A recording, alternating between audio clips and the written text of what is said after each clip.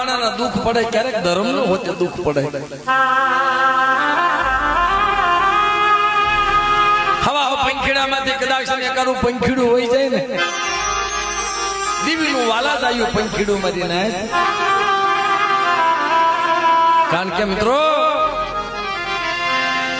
પાટાનો બાંધનારો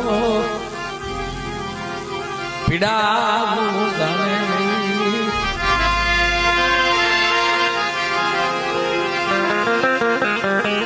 બધું દુઃખ ખમાય